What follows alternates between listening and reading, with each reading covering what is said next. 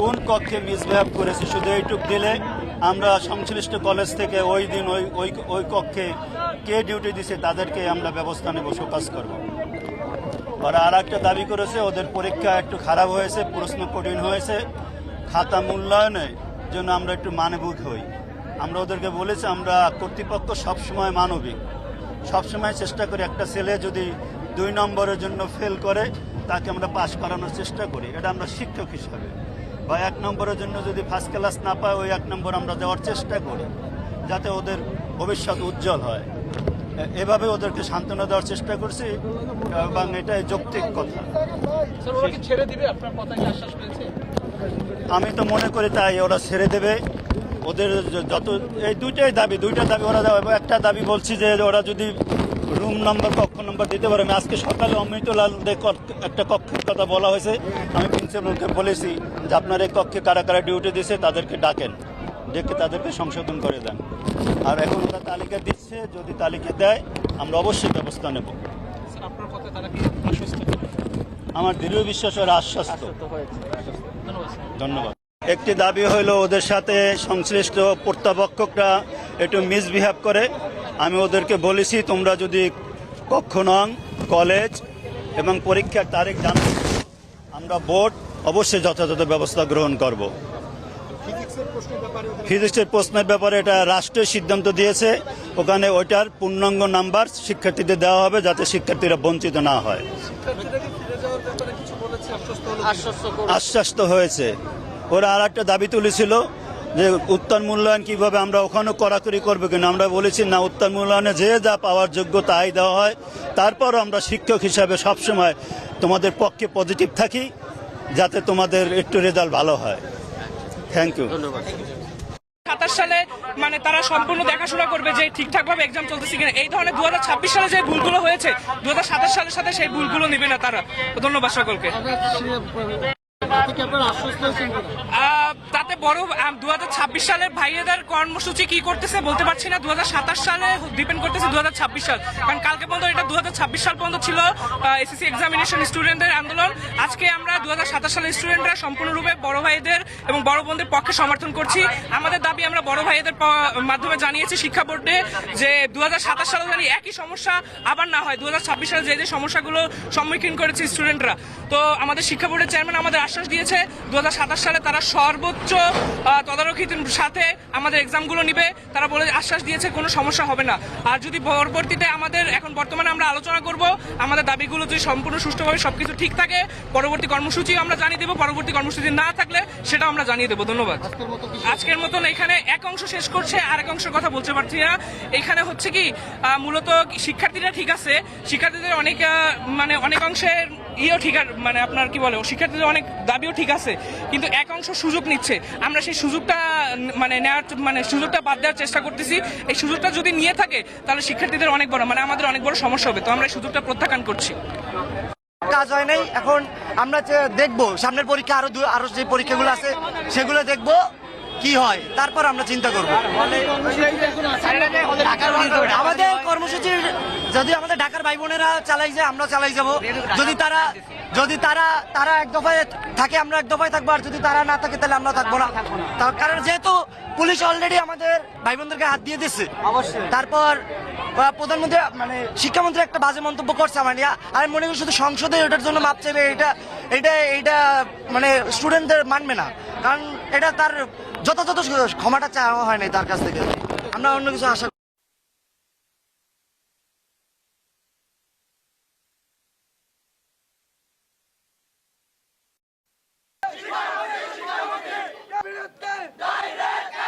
কয়েক দফা দাবি আছে শিক্ষামন্ত্রীর কাছে।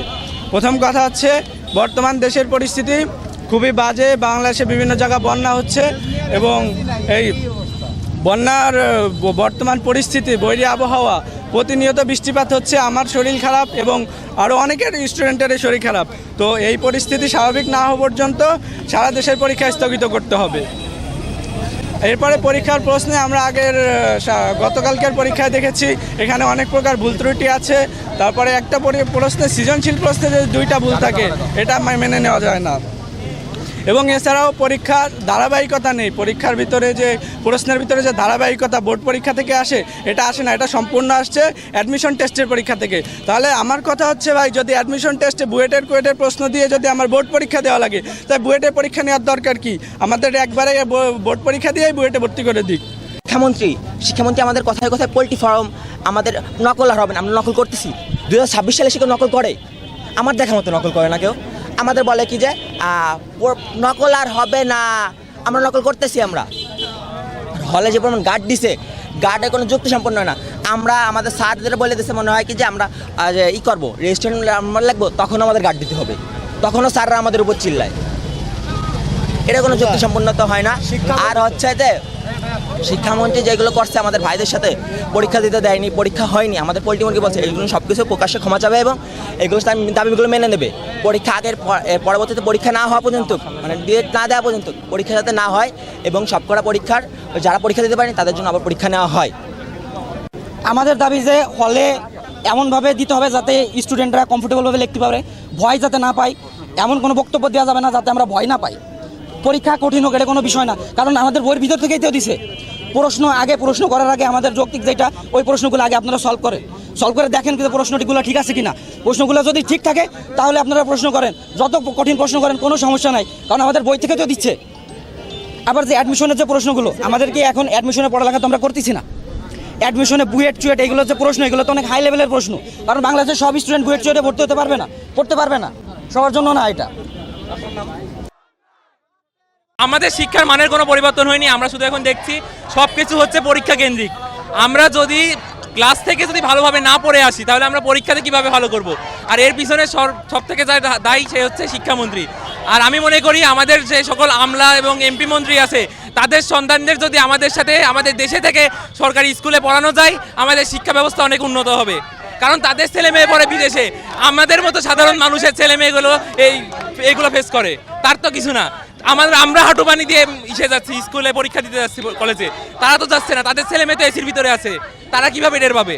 তো আমি চাই এই শিক্ষামন্ত্রীর পদত্যাগ। আজকে আমরা এখানে শিক্ষামন্ত্রীর পদত্যাগের জন্য আন্দোলন করছি, কারণ তিনি হচ্ছে ফিজিক্স ফার্স্ট পেপার পরীক্ষার দিনে যে বন্যায় মানে সবাই হাঁটু পানিতে পরীক্ষা দিল, তারপরেও তিনি পরীক্ষা স্থগিত করেননি। এমনকি আমরা রাত পর্যন্ত সারা রাত পরে যেগুলো পড়েছি সেই প্রশ্ন কিছুই আসেনি পরীক্ষাতে, আমরা দেখছি সেগুলোতে একদম বুয়েটের কোশ্চেন আমাদের পরীক্ষাতে দিয়েছে এবং তিনি আমাদেরকে ফার্মের মুরগি পর্যন্ত বলেছেন। এখন আমরা চাচ্ছি আমাদের পরবর্তী পরীক্ষাগুলো, তার পদত্যাগ চাচ্ছি শিক্ষামন্ত্রী, এবং পরবর্তী পরীক্ষাগুলো যেন আমাদের, আমরা পরীক্ষা অটো পাস চাচ্ছি না, কিন্তু পরবর্তী পরীক্ষাগুলো যেন খুব ভালোভাবে দিতে পারি সঠিক প্রশ্নপত্রে, আমরা এখন এটাই চাচ্ছি আমাদের দাবি। আমরা এখানে শিক্ষামন্ত্রী মিলনের পদত্যাগের জন্য এসেছি।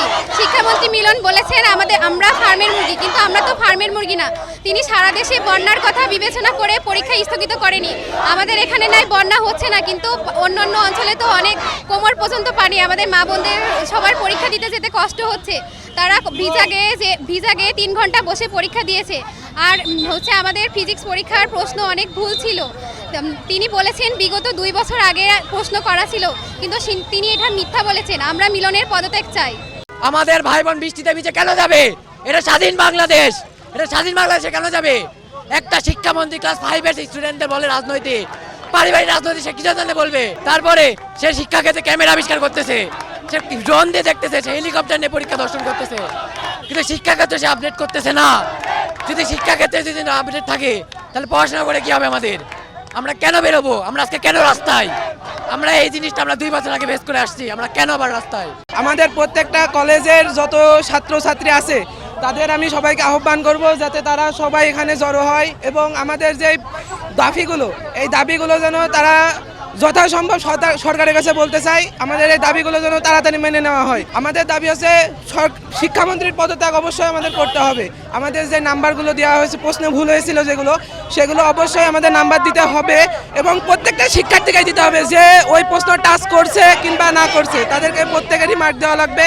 এবং আমাদের যত স্টুডেন্ট আছে তাদের সার্বিক দায়িত্ব নেওয়া লাগবে, কারণ একজন আত্মহত্যা করলে তার দায়িত্ব এই সরকার ভার নেবে না, তার বাবা মার কি হবে বলেন, আপনারাই বলেন। এখন আমাদের সবার দাবি মিলনের পদত্যাগ চাই। একটা সেন্টার থেকে 3টা স্কুলের বাচ্চারা পরীক্ষা দিয়েছে। এই একটা সেন্টার হচ্ছে এখানে টেকনিক্যাল স্কুলে একটা সেন্টার পড়েছিল। ওখানে হবিগঞ্জের স্বনামধন্য স্কুল হবিগঞ্জ সরকারি উচ্চ বিদ্যালয়, হবিগঞ্জ বিকেজিসি উচ্চ বিদ্যালয় এবং পিটিআই স্কুলের ছাত্ররা পরীক্ষা দিয়েছে। এই একটি সেন্টারে যে সকল ছাত্রছাত্রীরা পরীক্ষা দিয়েছে, এই সেন্টার থেকে কোনো ছাত্রছাত্রী পাশ করে নাই। আমরা যে জিনিসটা ধারণা করতেছি, ওই সেন্টারের পেপার গায়েব হয়ে গেছে, যার কারণে ওই সেন্টার থেকে কোনো ছাত্রছাত্রী পাশ করে নাই। এই সেন্টার থেকে 3টা স্কুলের ছাত্রছাত্রীরা পরীক্ষা দিয়েছিল। একটা হচ্ছে হবিগঞ্জ সরকারি উচ্চ বিদ্যালয়, একটা হচ্ছে বিকেজিসি, আর একটা হচ্ছে হবিগঞ্জ পিটিআই সংলগ্ন প্রাথমিক বিদ্যালয়। এবং এই 3টা স্কুলের সকল ছাত্রছাত্রী মিলে 100 ছাত্রছাত্রীর মতো হয়। 100 ছাত্রছাত্রী 100টি পেপার দিয়ে একটি বান্ডিল করা হয়। এই রকম একটা বান্ডিল পেপার হয়তো মিসিং হয়ে গেছে, যেটা আমরা আইডিয়া করতেছি। বিভিন্ন অ্যাঙ্গেল থেকে বোঝা যাচ্ছে যে এখানে একটা বান্ডিল মিসিং হয়ে যাওয়ার পরে এরা এই রেজাল্টটাকে বাদ দিয়ে দিয়েছে। ফলে এই 3টা স্কুলের কোনো ছাত্রছাত্রী বৃত্তি পায় না। গত 20 বছর যাবৎ এই 3টা স্কুল থেকে রেকর্ড ভিত্তিক বৃত্তি পেয়ে আসছে। রেকর্ড ভিত্তিক বৃত্তি অন্য যে কোনো প্রতিষ্ঠানের চাইতে এই 3টা প্রতিষ্ঠানে সবসময় বেশি হারে বৃত্তি পেয়ে থাকে, কিন্তু এই বছরে শূন্য, যেটা টোটালি অস্বাভাবিক। আমি কর্তৃপক্ষের কাছে অনুরোধ করছি জিনিসটা অত্যন্ত সুন্দরভাবে আন্তরিকতার সহিত দেখে আবার রেজাল্ট দেওয়ার জন্য, এই কোমলমতি বাচ্চাগুলোকে যাতে ওরা জীবনে উন্নতির ক্ষেত্রে যাতে একটা বড় ধাক্কা না পায়। আমাদের বাচ্চারা মানে সব বাংলাদেশের সব পঞ্চম শ্রেণীর বাচ্চাদের সাথে পড়ালেখা করে 1.5 বছর পড়াশোনা করে পঞ্চম শ্রেণীর বৃত্তি পরীক্ষা দিচ্ছে। এখন সারা বাংলাদেশ যখন ফলাফল পাইছে, আমাদের হবিগঞ্জ সরকারি উচ্চ বিদ্যালয়, বিকেএসি সরকারি বালিকা উচ্চ বিদ্যালয় এবং পিটিআই সংলগ্ন পরীক্ষণ বিদ্যালয়, এই 3টা স্কুলে ফলাফল শূন্য আসছে।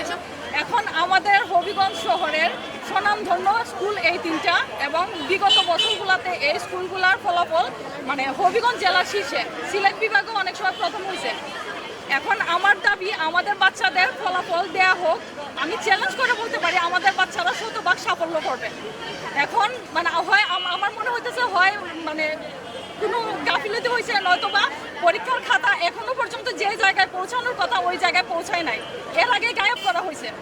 এখন সরকারের কাছে আমার আমি চ্যালেঞ্জ করে বলতেছি আমার বাচ্চারা 100% সাফল্য পাবে। আপনারা পারলে সাহস থাকলে আমাদের বাচ্চাদের পেপারগুলো আমাদের সামনে তুলে ধরেন। কি মনে হয় তারা পেপারই ভালোভাবে দেখে না, অথবা পেপারগুলো তারা এখনো গায়েব করা হয়েছে, সেই জন্য পেপার দেখা হয় নাই বলে যখন আমরা মোবাইলে দেখলাম তখন বলে যে বৃত্তিপ্রাপ্ত হয় নাই। কিন্তু আমাদের ছাত্ররা পরীক্ষা দেওয়ার বেরিয়ে আসার পর আমরা বলছি যে মা তোমাদের পরীক্ষা কেমন হয়েছে, বলছে মা 100 একটু হয়নি, সব কিছু সহজ হয়েছে। তাহলে আমাদের বাচ্চারা এখন বৃত্তিপ্রাপ্ত হবে না কেন? এবং এই গায়েব হওয়ার কারণে আমরা 100 পাইতেছি। আমাদের বাচ্চারা যখন এই একটা মডেল টেস্ট নিচে নেওয়ার পরে 95, 98 পাইয়া তারা বৃত্তি পরীক্ষায় অংশগ্রহণ করছে, তখন স্যারেরা বলছে যে বলে না আমরা তো সবাইকে এই মডেল টেস্টে ফার্স্ট হয়েছে যারা তাদেরকে নিয়েছি, তখন তারা যদি এখন পাবে না কেন, তারা এই বৃত্তিটা পাবে না কেন? তাই আমরা অনুরোধ করছি যে আমাদের বাচ্চাদেরকে আমরা সামলাতে পারছি না, আমরা নিজেরাও রাস্তায় নেমে আসছি, আপনারা যতটুকু পারেন আমাদের বাচ্চাদেরকে একটু পেপারটা দেখিয়ে আমাদেরকে সান্ত্বনা দিন। আমাদের বৃত্তি পরীক্ষা পঞ্চম শ্রেণীর বৃত্তি পরীক্ষা স্থগিত হয়েছিল, তা হয়েছে, তবেও আমরা 6ষ্ঠ শ্রেণীর অর্ধবার্ষিক পরীক্ষা পড়া থেকে আমরা বৃত্তি পরীক্ষা পড়া থেকে বেশি গুরুত্ব দিয়েছিলাম এবং বৃত্তি পরীক্ষা দিয়েছি অনেক আশা করি, এবং আমরা সবাই বৃত্তি পরীক্ষা আমাদের বৃত্তি পরীক্ষা অনেক ভালো হয়েছে এবং আমরা আশাবাদী আমরা সাধারণত অবশ্যই। কিন্তু এখন দেখা যাচ্ছে যে আমাদের 3টি নাম করা হবে, 3টি নাম করা বিদ্যালয়, সরকারি উচ্চ বিদ্যালয়, পিটিআই এবং বিকেএসি, এই 3টার মধ্যে কেউই বৃত্তি পায় না। অর্থাৎ আমরা সকলেই অবশ্যই বৃত্তি পেয়েছি, কিন্তু আমাদের সত্য ফলাফল এখনো প্রকাশ হয়। সরকারি উচ্চ বিদ্যালয় 6ষ্ঠ শ্রেণীর একজন ছাত্র। আমি ভালো প্রিপারেশন নিয়ে বৃত্তি পরীক্ষাটি দিয়েছি এবং আমি অবশ্যই ট্যালেন্ট বলে বৃত্তি পাওয়ার যোগ্য, কিন্তু তারা আমার খাতায় দেখুনি, যার জন্য আমাকে বৃত্তি দেওয়া হয়নি। আমরা আমাদের খাতাগুলো দেখতে চাই, তারা কি আমাদের মার্ক দিয়েছে নাকি এইভাবেই তারা আমাদের দেয়নি। আমাদের প্রাথমিক বৃত্তি পরীক্ষাটি ডিসেম্বর মাসে হওয়ার কথা ছিল, কিন্তু এটি স্থগিত হয়ে পরে এটি 26 সালে হয়। আমরা আমাদের অর্ধবার্ষিক পরীক্ষার পরকে রেখে আমরা ক্লাস 5-এর পার্টি করি। তারপর আমাদের পরীক্ষাটি অনেক ভালো হয়েছে, কিন্তু আমরা সবাই পরীক্ষা বৃত্তি পাওয়ার যোগ্য, কিন্তু সরকার আমাদেরকে বৃত্তি দেয়নি। তাই আমাদের খাতাগুলো যেন আবার পুনরাবেক্ষণ করা হয় এবং আমাদের বৃত্তির জন্য আবার পেয়েছি কি না তা আবার দেখা হয়। বৃত্তি পরীক্ষা দিয়েছে 2025 সালে, বৃত্তি পরীক্ষা 2026 সালে দিয়েছে। 6-এর পড়া বাদ দিয়ে পঞ্চম শ্রেণী পরীক্ষা দিয়েছে। আমরা অবশ্যই মানে 6-এ উঠে যেহেতু পঞ্চম শ্রেণী পরীক্ষা দিয়েছি, আমরা বৃত্তি পাওয়ার আশাই দিয়েছি। আমরা আশা করেছিলাম যে আমরা ট্যালেন্টফুল গ্রেডে বৃত্তি পাবো, কিন্তু আমরা সাধারণ গ্রেডেও বৃত্তি পাই না। হবিগঞ্জের সুনামধন্য স্কুল থেকে যদি একটাও বৃত্তি না আসে তাহলে তো এটা মানে কোনোভাবেই মানা যায়। আমি চাই, আমি ডিসি মহোদয়ের কাছে আবেদন করছি যে আমাদের পেপার যেন আবার দেখা হয়। আমাদের আমাদের সবাই ভালো ফলাফল করেছে। আমি বৃত্তি পাওয়ার জন্য আমি চেষ্টা করেছি। আমি পরীক্ষা সব প্রশ্ন দিয়েছি। আমি সরকার যদি আমাদের খাতাগুলোকে পুরো যাচাই করে আবার যাতে দেখে আমাদেরকে আবার ফলাফল দেয়, আমরা এই ফলাফল সন্তুষ্ট নই। আমরা চাই যাতে আমাদের ফলাফল পায়। আমি মনে করি যে আমাদের খাতা হয়তো ভালো করে গুরুত্ব সহকারে দেখেনি, যদি দেখতে অবশ্যই আমরা বৃত্তি পেতাম। শুধু স্কুলের মধ্যে বৃত্তি থেকে এসেছি, আমাদের স্কুলের মধ্যে যতবার বৃত্তি হয়েছে সবাই বৃত্তি পেয়েছে। এবার কোনো কেউ বৃত্তি পেল না, এটা তো নিশ্চয়ই কোনো যান্ত্রিক ত্রুটি আছে। এর সুষ্ঠু বিচার আমরা চাই। নগদ নিয়ে এলো হার না মানা হার অফার। সর্বনিম্ন 10,000 টাকা রেমিটেন্স নগদে পাঠালে থাকছে স্বর্ণের হার জেতার সুযোগ।